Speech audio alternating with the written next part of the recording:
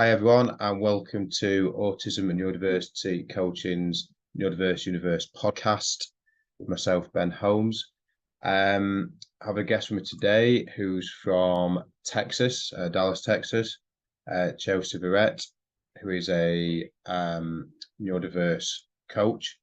So welcome, Chelsea. Hi. So I'll ask you a few sort of standard questions I normally ask, and then we'll see where we go from there. Perfect.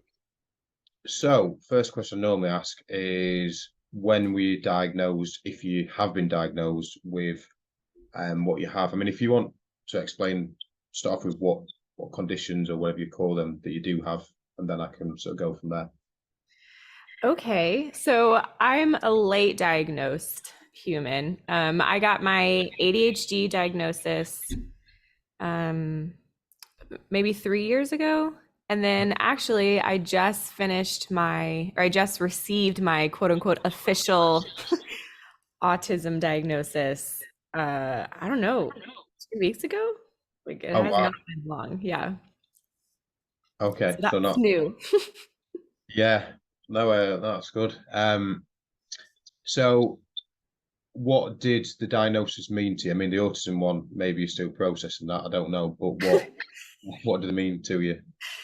Uh, well, so my doctor, when she called me to give me the information of my results, she opened with the statement, I have good news. And, initially I was like, good news. Define good. What does good mean? Are we talking about like your good, my good, who's good, what is good? And then, I had that minute of panic. But then she said, you are on the spectrum. And I really appreciated the way that she delivered that information to me because I already assumed, right? Otherwise, I wouldn't have gone into testing at 34. So I already assumed, but what it was like validation that I'm not losing my mind, like that I can recognize my own patterns and what's hard for me and what works for me and what doesn't, and how I engage with the world and how that's different. So it really was like validation. And that, I think validation is almost the single most powerful thing we can do for other humans. um, and then on top of that, it just means like community. I'm now finding people who talk like me, engage like me, allow to not mask and those types of things, which is, I mean, I'm sure huge. Yeah, massive. Yeah. I actually heard, oh, sorry. Oh, go on. I heard a research. So I'm in a master's program right now for strategic communication, and we were talking about research for something else. And so have you heard, I'm sure you've heard, but have you heard the concept where like it's common for people to say that neurodivergent humans, especially autistic humans, have poor communication? Okay, so I Yeah. saw this study and I cannot remember where it was from. I'll have to find it, maybe send it to you. But they were saying they were challenging the concept that neurodivergent humans had poor communication and saying just neurotypical and neurodivergent, so NT and ND humans had different communication. And Yeah. so the study was actually like almost like playing a game of telephone where they put like ND neurodivergent, NT neurotypical, so ND, NT, ND, NT, and give them a message from the beginning to the end. And at the beginning, it's one thing. And of course, at the end, it's a completely different thing. But then they put ND, ND, ND, ND, and they found that the message was very much more similar at the end when it was neurodivergent to neurodivergent than neurotypical to neurotypical, or neurotypical to neurodivergent, which brings us to the assumption that neurodivergent humans are not quote unquote poor communicators. We are just different communicators who thrive more so when communicating with other neurodivergent humans, which I thought was just lovely. Yeah, no, that makes complete sense. And obviously, if 90% of us were neurodivergent or autistic or ADHD, whatever, then it'd be quite simple then, wouldn't it? So, Yeah. so yeah, no, that makes complete sense. Would be interested to see the exact conversation examples. Just Yeah, I'll try and find it. I have it somewhere in one of my 27 notebooks. So I'll look and see. that's a surprise having ADHD. But so, next question I'm going to ask, you may have answered part of this already, is how did, I suppose it's slightly different, how did knowing that you're autistic or ADHD or both sort of change your life, which is slightly different to being diagnosed. But if you've already answered that, then yeah. No, I mean, yeah, so there's a lot of like uh, almost like allowing that part of you to exist. Mhm. So when you have these diagnoses, there's often where, you kind of write that off as the quote unquote bad part of yourself, like that part of yourself that you don't want and all of that. And there are obvious lots of challenges to engaging in the world as a neurodiverse human. However, mine, it's been life-changing in that I'm almost allowing that part of myself to exist for myself, which could be almost unmasking, Yeah, right? But unmasking and at the same time unshaming, unmasking and unshaming, like all at the same time, and trying to engage with that. Because additionally, my daughter is ADHD, and I'm thinking that she's likely autistic. So we're taking her to begin her testing now that I've completed mine, which yeah, if she could find the supports that she needs at 11 instead of 34, you know, yeah, that's life changing. So I think there's a lot of aspects to it. But in reality, I guess the biggest life changing part for me is embracing and allowing and engaging with this part of myself instead of just trying to say that's the stupid and awful part. We got to hide it and mask it and don't ever talk about it. yeah. Again, that now makes complete sense. It's very similar to myself, really. Yeah, I mean, yeah, if you find all that out when you're 11, as you've used that example there, then you've got so much. I'd, I don't know. I mean, this is a whole different thing. I'm glad I did it the way I did. Hmm. Uh, I'm glad I found out how I did and when I did, as opposed to being at school. But Yeah. it's one of those. There's advantages, disadvantages. I think if you know when you're that age, then and you've got the right support. That's what it's mainly about, isn't it? Getting the right support, uh, Hmm. rather Yeah, I than don't know that I would have wanted to find out at that age because of course that was a different time. We knew much less yeah, about it. And so I don't know that we would have been able to do that. So I'm thankful for the timing of mine, but I believe that there's a lot more. We don't know everything, but we know more about how to engage with those types of humans. And so, you know, we'll see. yeah. I mean, overall, it's a good thing, is as long as, like I say, the support's there. So from an And early, her understanding herself, like knowing that she's not broken. I think that's the biggest thing. Like you're yeah, not broken because you get overwhelmed with this or you find this more challenging or you go down rabbit holes or this that. You're not broken. That's part of who you are. And so I think that if nothing else could be the biggest piece. yeah, definitely, definitely.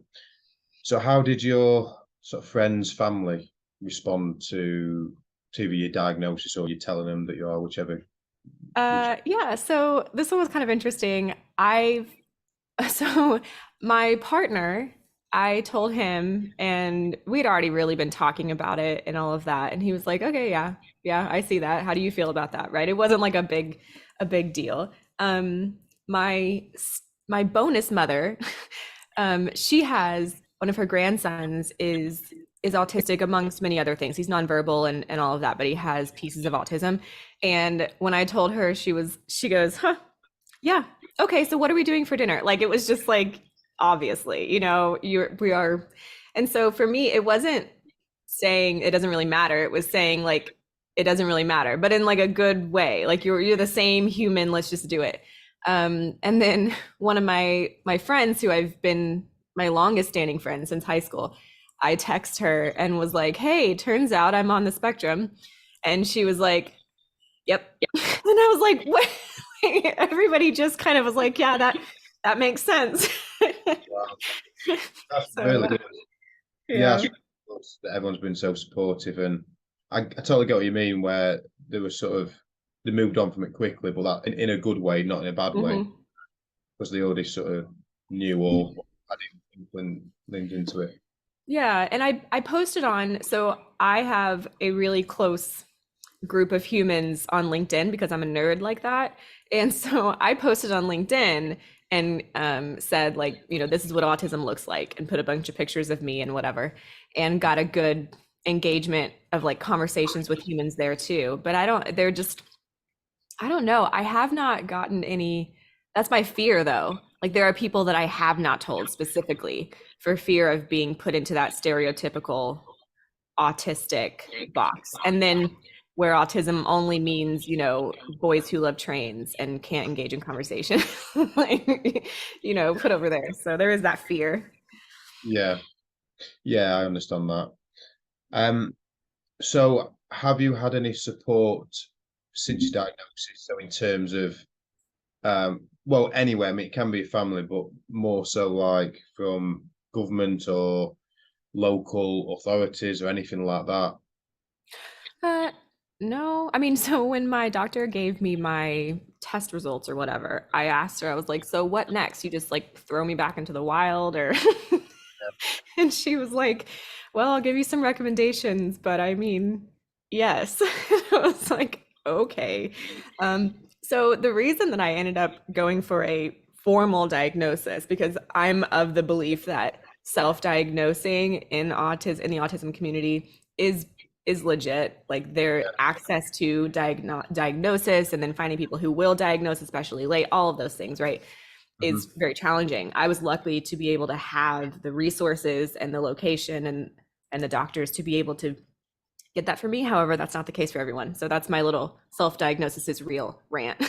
But for me, the reason that I went this route was because I'm in my master's program, I'm in my grad program, and I'm finding that this is the most neurotypical environment that I've ever been in. And it's very challenging. I also have complex post-traumatic stress disorder bonus.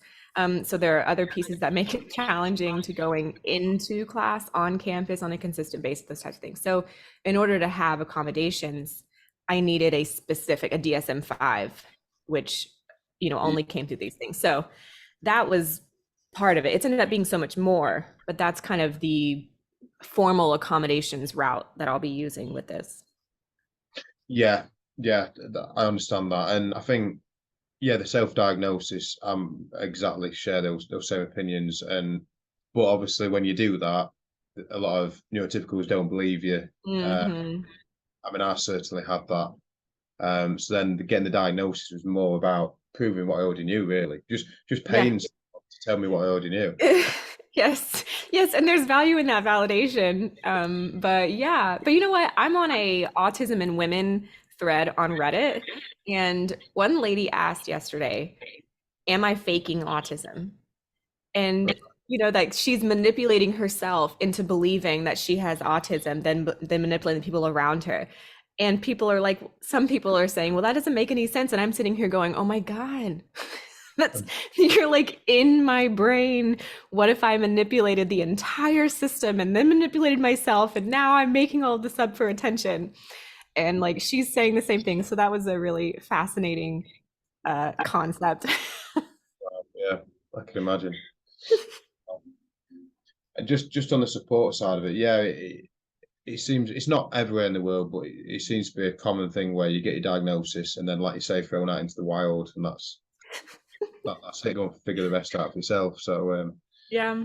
I mean, yeah, I had to figure out how to engage with I do some contract work. So I had to figure out how to engage with the people who contract me as an employee and how to engage with the people and let them know, like, hey, so I actually kind of wrote a letter that said like introduced the concept of what it looks like to work with a neurodiverse human and then, you know, inviting for additional conversation as we go. But I had to kind of do that on my own, which was scary. yeah. So, next question I'm gonna ask. You've answered part of this already, I think. Anyway, is do you have any other conditions slash disorders slash differences, other than so you've said autism, ADHD, PTSD, and what else? I think was something else you said. Uh, yeah, so I call them neurocolorful. My neurocolorful. So autism, ADHD, complex post-traumatic stress disorder, and then generalized anxiety disorder. Uh-huh. Yeah. That's fun.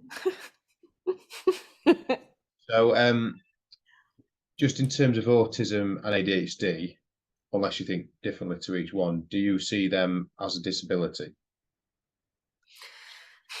So this is an interesting question because have you seen the people who say like ADHD is your superpower and those types of things. And there's been these debates.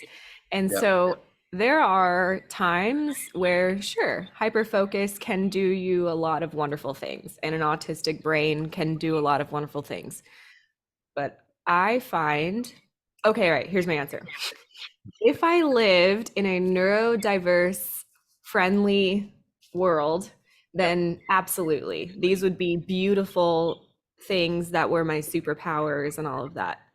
However, since I exist in a neurotypical world, a world that was built for neurotypicals to be successful, I find that they are often, quote unquote, disabilities, because they're off of the typical path. And the path that's built for pretty much everything is built for neurotypicals. Yeah. Does that make sense? I feel like I talked in like a weird. No. No, I've got ADHD, haven't I? So I completely understand. I do wonder if everyone listening would. I mean, I did. Makes complete sense to me, but okay, so like let me try it again. All right, so disability, I think that yes, they are a disability when engaging in a neurotypical world. Yeah. However, in my day-to-day life, don't know that I would really call them disabilities. They would just be a different way that I engage. And if there's a structure that allows for that type of way, then they're not really disabilities. But at the same time, there is lots of crying on the floor and like frustration and shame and guilt and anger and misunderstandings and, poor communication both ways and just all of that. So that's really hard. So can my answer be both? Yeah, no, absolutely. I mean, I have a very similar opinion. Basically, I think it depends on the environment. So who you're with, the environment, and what you're doing. I mean, I don't class it as a disability, but it's more the environment that makes it appear like that, even though it's not. But then, like with the learning disabilities and stuff like that's where that adds in a different element, and then like non-verbal and what have you. So that then is a different dynamic as well. Yeah. So yeah, no, that makes complete sense to me. I'm sure people understand that. But yeah. I said something the other day, I think it was on TikTok, and it ended up being something that people really resonated with. And it was just like one of those moments where you're like, I'm going to say this on TikTok, whether or not. And anyway, I said something like, they don't get to benefit from your hyper focus if they also don't recognize, the struggle that you face with task initiation. So I think that's important. Like you have bonuses and struggles that associate with this. So whoever you're engaging with in whatever aspect that is, it's important to have kind of those boundaries set up for yourself with like, they're really going to love your hyper focus, but they also need to understand what it looks like for task initiation and like, how do you love and support at the same time? Yeah, I get that. So next few questions, we've got a few random ones in there. Just excellent. So what's your favorite color, if you have a favorite color? Ooh, okay.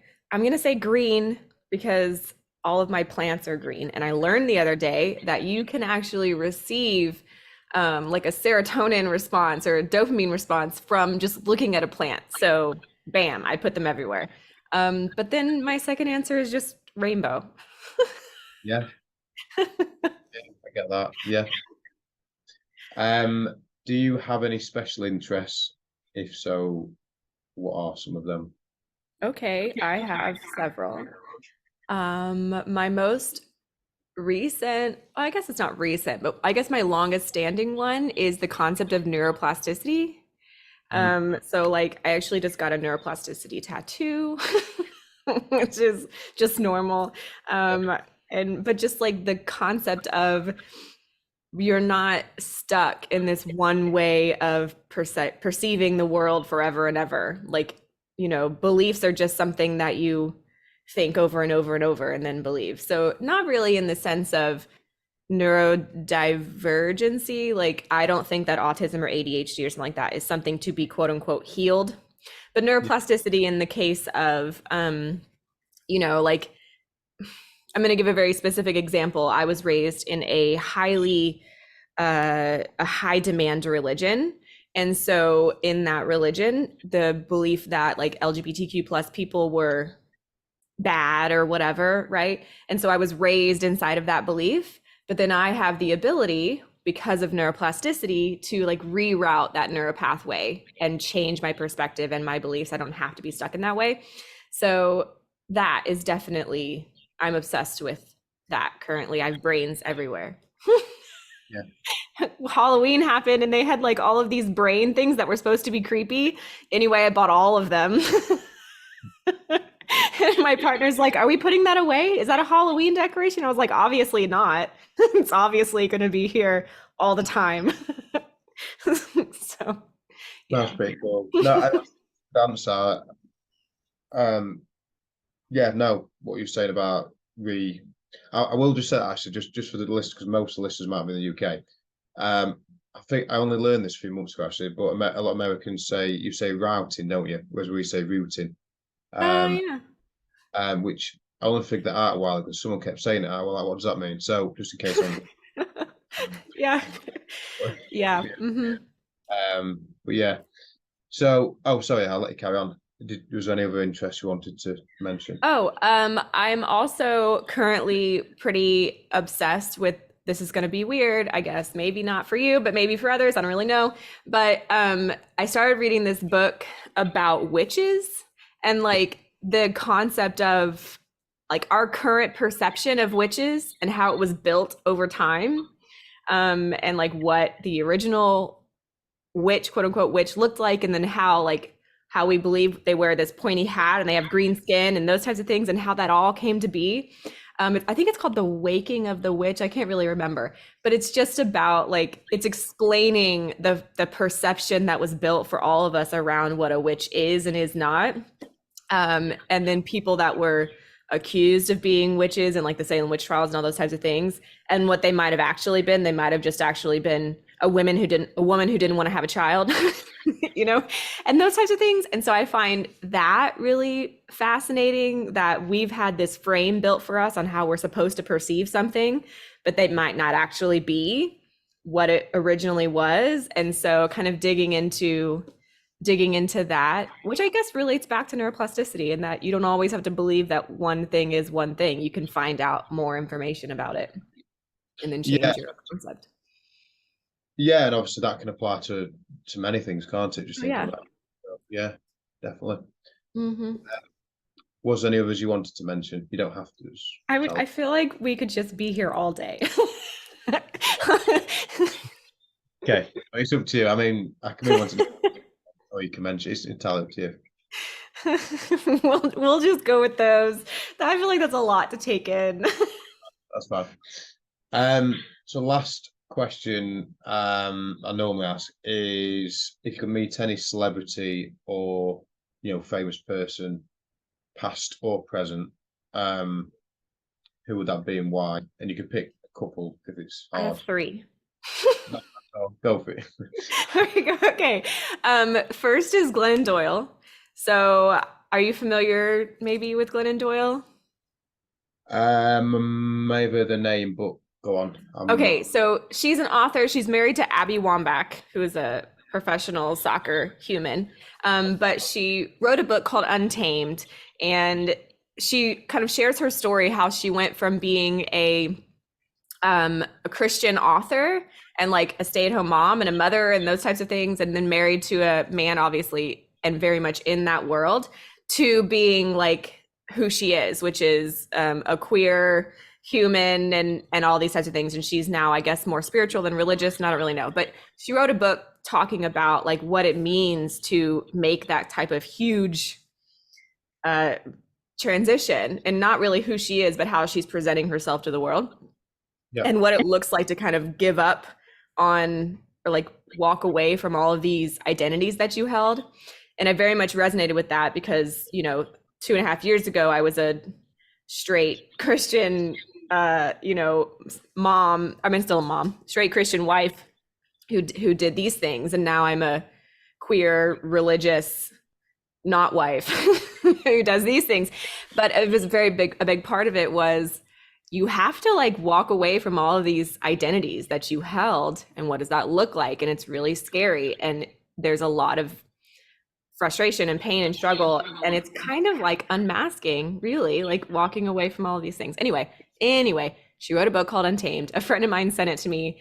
I read it. This was about 2.5 years ago. It resonated with like every bone in my entire body. And I became obsessed, and I did a book club about it, and, you know, all of that. So that's one. The second one would be Amy C. Edmondson, who wrote a book called A Fearless Organization. It's about psychological safety. So she's kind of the pioneer of psychological safety and what that looks like, and putting it in organizations and teams. And to me, psychological safety is very much about would be inclusive of creating a space where neurodivergent humans can engage in an unmasked way. So I love all of that. And then the third one, whose name I cannot remember, but Dr. something. And they wrote the book called Unmasking Autism. I don't know if you've seen it or read it. I might follow up with the name, but Sure. it's really about like, it's relatively new, but it's about like, it's very similar to the Witch one, where they're kind of going back and kind of tearing apart how autism got the stereotypical structure that it has now, like, you know, a boy with a train. And everything else is not the same. So it's like unmasking all of that. And so honestly, the Witch thing and the autism book are very similar. They're going back and saying, what is this really outside of the frames that other people have built? So those would be the three that I would just want to sit around and talk to all day. Yeah, no, that's a good answer. And I think there's a link there, isn't there, between them all in terms of yourself as well. So that makes sense.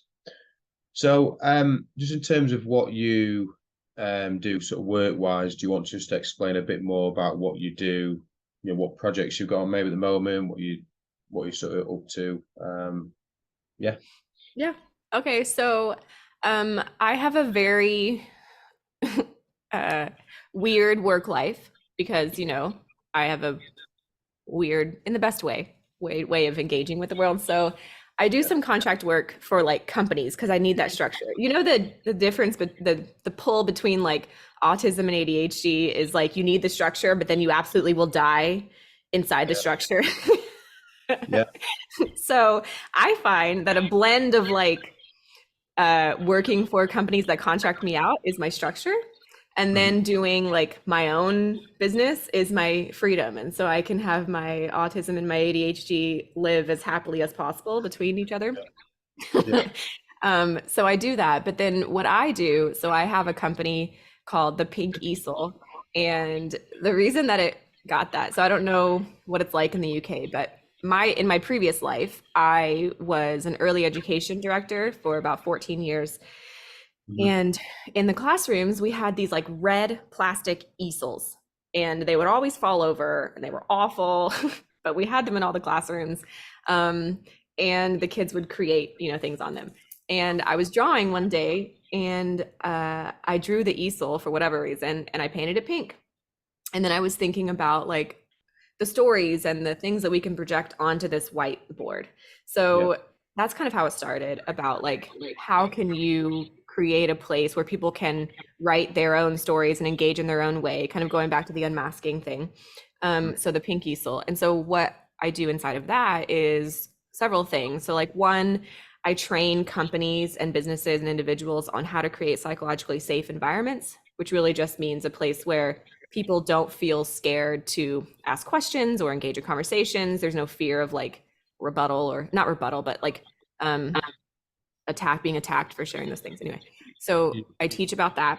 And then on the other side, I work with like other neurodivergent or empathy driven humans who are trying to figure out what the heck we're doing with our lives and how to engage in the world and how to unmask and how to show up. And, you know, kind of what I was talking about at the beginning, how to like exist in a place of accepting these parts of yourself and not shaming these parts of yourself and those types of things. So I do that with like individuals. And so the next thing that I'm doing in January is a book club where you don't actually have to read, because you know we won't actually do it. And it's called Buy the book. Yes, I buy them, I set them here, I love them, I look at them, I touch them, and then than nothing. So Yeah. I'm helping that in, we're starting a book club called The Witch, the Autistic, and the Transhuman. And it's kind of about the things that I've already talked about. Like, so there's 3 books that we're using. So I'm taking the information from those books and I'm curating the conversation around like pulling down our own stereotypes, stereotypical assumptions, and creating new frames and challenging those things and all of those things. Because if you hear a witch or an autistic or a transhuman, you have immediate thoughts that pop up about what that is. So how are you aware of those thoughts? Allow those thoughts to exist because there's nothing wrong with them, but then create space to kind of challenge them or reframe them as needed. So we're doing a book club where you don't actually have to read to engage, because neurotypical humans, to engage in those types of conversations and kind of rewrite our own stories and learn how to be critical thinkers of the information that we're given. And I do a body doubling time. Is this a thing that you talk about, body doubling? If you could elaborate, I don't use it as an exact phrase. Okay. There's probably a better phrase, but this was how I read it and then it just stuck in my brain. So it's essentially the concept, like, the beautiful executive dysfunction that comes with ADHD. Yeah. Okay, so when you have another human in your space, they kind of function as an extension of your executive function. So they're able to assist with like task initiation by doing nothing. Oh, I get exactly what you mean. Sorry, yeah, Yeah. Quite popular. So like, I can't remember. There's one online. There's several online where you just sit at your desk. You can sit at your desk working, and someone else on a call at the same time. Yeah. So I mean, like co-working in a sense, but the other person doesn't actually be working. So like the only way that I can write my papers for my master's programs is at 10 o'clock at night when my partner's sitting next to me on the couch. Like that's the only way. So this is that you just all kind of get on a call. I do like a, hey, here's your, set your intention and here we go. And then we just sit and work next to each other for an hour. And it's like a body doubling thing, which is the single best thing that I've discovered for completing tasks as a neurodivergent human. Yeah, I a typical ADHD thing. I looked into doing that like a year ago, and then I've not done it yet. So yeah, no, I think it would help me. I know it would. I mean, I do it for very selfish reasons. Like, I love that other people come in and do it, but I get a lot done during those times too, right? So like, it's kind of that you have to do it because someone else is depending on it kind of thing. Yeah. No, I think that's really good. I do know a few people personally that do it, and it does really help. Mm-hmm. Yeah, I think it's because you don't want to let people down, do you, as well? So there's that side. So you're like triggering your anxiety of, I don't want these people to be let down, which also allows your ADHD to engage in a task. So, you're getting it all to work for each other. It's perfect. Exactly. So is that one of your companies, that one, or is that something else? The latter one you just mentioned there. Sorry. Is the body doubling thing?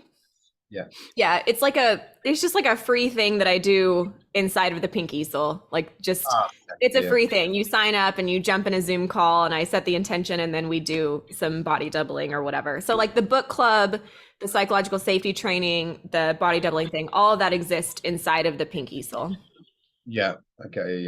Yeah. Makes sense.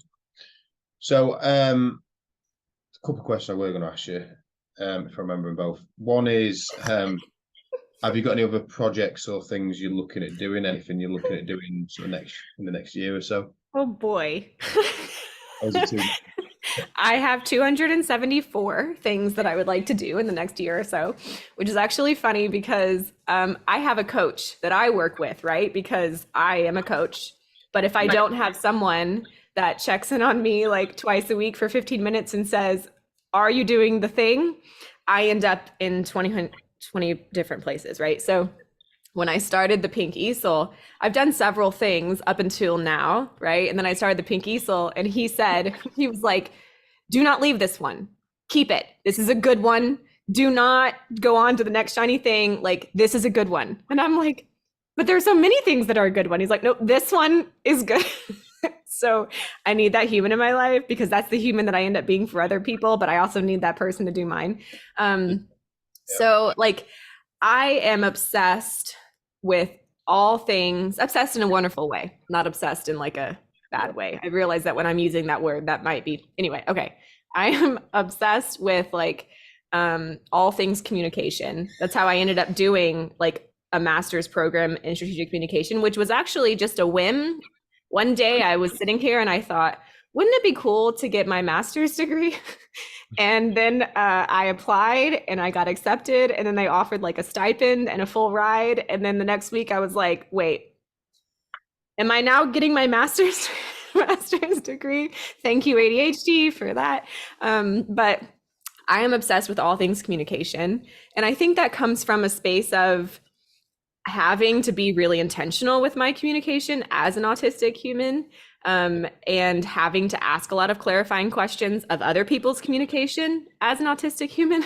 So in that, it's communication is really important to me. So I want to continue to like have that conversation with other people about what it looks like to communicate. And I don't know, I don't feel like I've said nothing but said all the words. Did I say anything really? No, again, I keep saying it makes complete sense. It really does. It really does. So my mind's gone blank now. And I literally, you know, you understand it all, and you've like moved on in your head. You're like, okay, that's fine. I understand it. So yeah, yeah. I know. I just go ahead. No, I remember. Go on. I just want to find a way to tell other humans that like who they are is beautiful and you can show up in that way, and here's how you do it, and here's how you set boundaries for yourself, and here's what to do when other people, you know, like I remember when I was in a group and I was unmasking, I didn't know what I was doing at the time. And then later, a person that I had become really close with came back to me and said, this is why you don't have any friends, because of like a miscommunication that happened, right? And I was so confused. Like I sat in the park outside my house and cried and just wanted to like walk in front of a car because I didn't know what happened or what went wrong. And so those things are going to happen to humans, neurodiverse or not. But like, how do we allow those things, not necessarily accept them, but like allow them and then engage with them and then continue on? Like, I know that there's probably many neurodivergent humans who have laid on the floor crying because someone told you that you were being rude or negative, when in reality you did not intend to do that, and not understanding what happened. And so like, it's not about having to understand exactly what happened. It's about picking yourself back up and then finding a new way to engage and allow yourself those spaces and like, I don't know, all of that, because they're beautiful humans and I want to tell them all they're beautiful. No, that's really good. And like I say, it's a lot of us, whether neurodiverse or not, have gone through the examples you've mentioned there, where you're misunderstood and then it leads to depression and suicidal thoughts, all sorts of negative things. So yeah, no, that is really good. And it's, well, everyone should be like that, but if we get enough people like it, then yeah. Yeah. And then kind of get them all in the same space and let them like encourage each other and talk to each other. That's what I want to do. Yeah. Is that too much to ask? No, not at all. Not at all. So one of the things I'm going to ask is, because I think it's, because obviously a lot of my guests are from the UK or listeners are from the UK. What is, in your opinion, the landscape of autism in America? So you've already answered a lot of it, really. So I'll tell you what I mean by that. So in the UK, I can't speak for everyone, the general opinion seems to be that we're ahead of America in terms of autism understanding. Just because the whole autism speaks and all that sort of stuff. Yeah.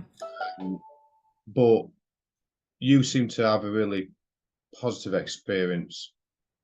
And then just sort of terminology used as well. Like, I spoke to some Americans and they'll say things that comes across as harmful. They don't necessarily mean it, but does that make sense? So where you are, what experience do you have? Like an example, what is an example of maybe something that came across as harmful? So I mean, I forget what I was saying. So for example, I don't use like Asperger's, but I know a lot of people in the UK. I don't use like with autism or has autism. I don't use stuff like that. And the whole just negative sort of vibes, like or the curing disease, that sort of. But what? Because obviously everywhere is different. Different areas of America will be different, like it is here. But Yeah. because my perception is there's more people that don't get it in America than do. But would you say it's actually not that, having obviously living there? I would say there's still more people in America that don't get it than do. Right, okay. I use that language again because I'm obsessed with like language and communication. So I try to be very intentional with the way that I engage with those things. And like understanding the way that I use words might be different than how others use words. Like for example, when I use the words obsessed, I mean, Yeah, right. So that could be, or like crazy, these types of things that we kind of just use in our language. I try to be aware of those. And like, I prefer identity first language, but there may be others who don't prefer identity first language. So like, just trying to be really aware of that, that's a personal thing. And a lot of what I teach, honestly, is like how to do that. And it really comes from when I was I used to do training specifically for educators. And we talked psychological safety in education is often referred to as something like trauma informed. So you engage in the conversation or in creating the environment, assuming and understanding that everybody who's coming into that environment has had traumatic experiences because they have. But how are you engaging in that environment and curating that environment in a way that allows all of these different traumas, right, to exist without without like quote unquote triggering different traumas. So it's almost how do you create the most trauma informed environment? And I think that's a me thing, and that's what I teach and train. But no, I don't really see that a lot, honestly, which makes me sad, which is my mission. That's why I'm doing it. yeah, no, exactly. I mean, and just to clarify, so like in the UK, there's still a lot of people that have no idea, but it's the level of it. So like, I don't speak to too many people over here that refer to it as like a disease or it needs curing. Yeah. It's more like disbelieving you are autistic or sort of Uh, playing it down or we're all autistic. We've all got a bit of autism, that sort of stuff. It tends to, okay. Can we just like listen?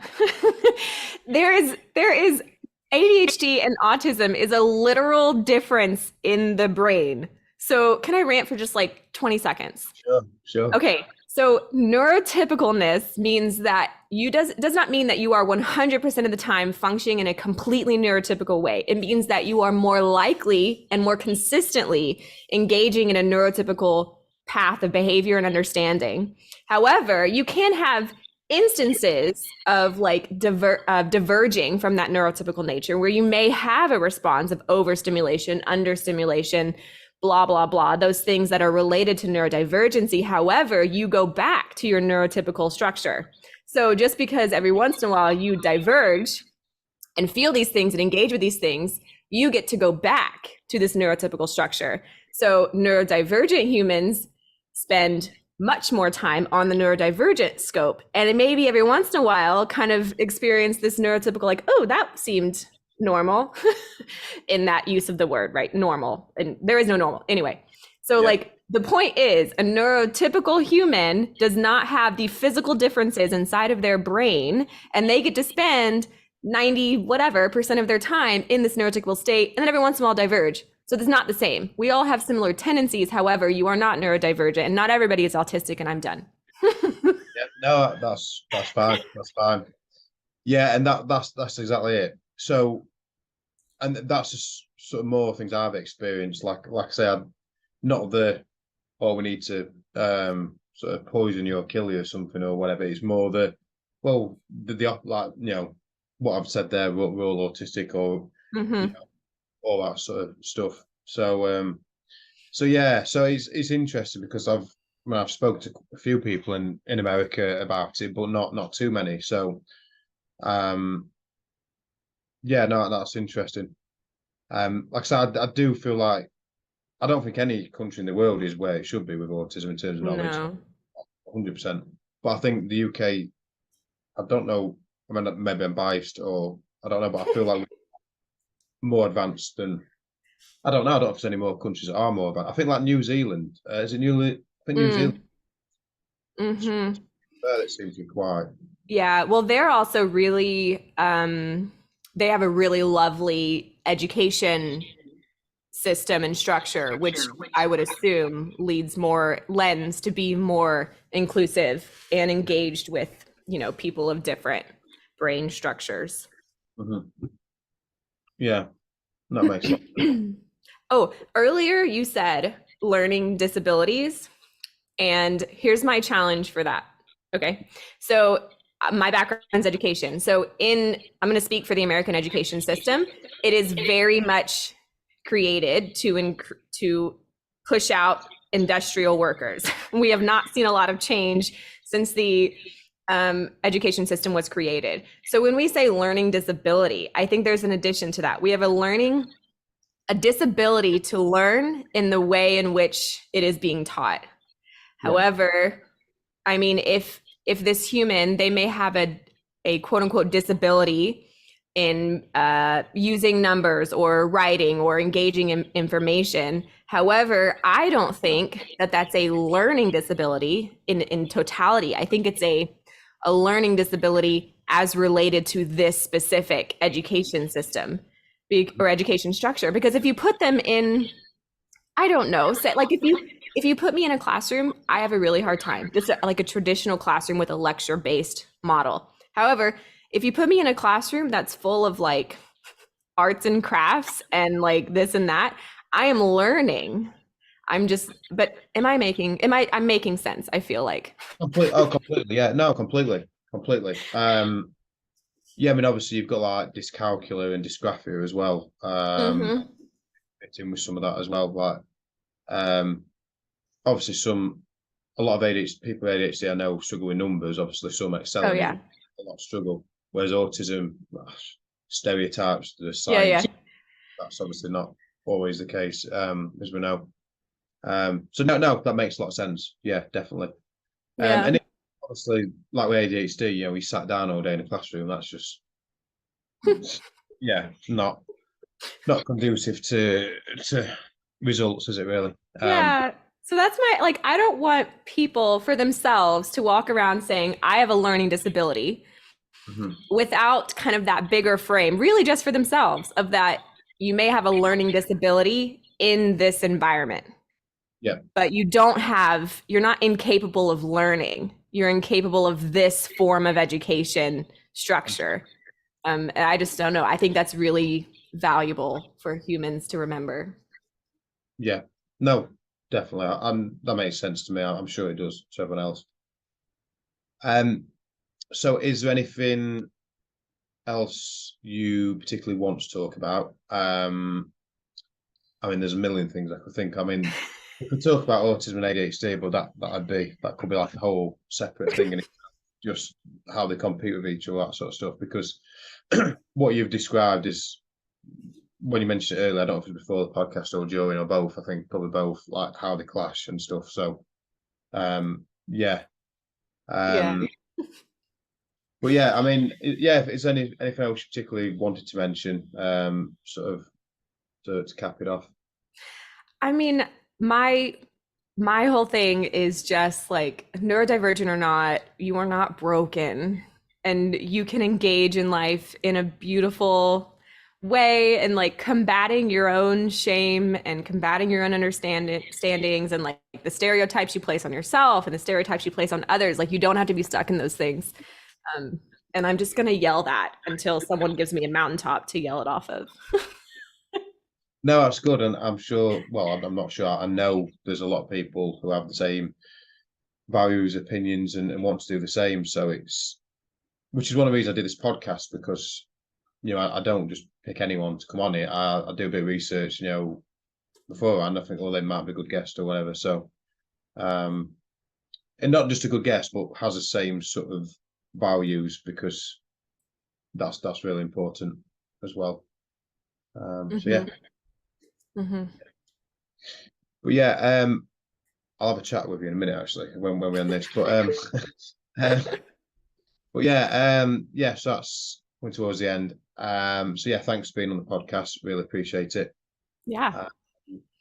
I'm sure everyone's took a lot of value from it. I mean, just the fact, explaining what it's like in America alone is important, but then there's so much more we've gone through in a short space of time as well. So yeah, I think it's really good. Yeah, I had fun. So yeah, thanks for being on. Thanks for everyone listening, and I'll catch everyone soon. So thanks, Chelsea. Appreciate it. Yeah.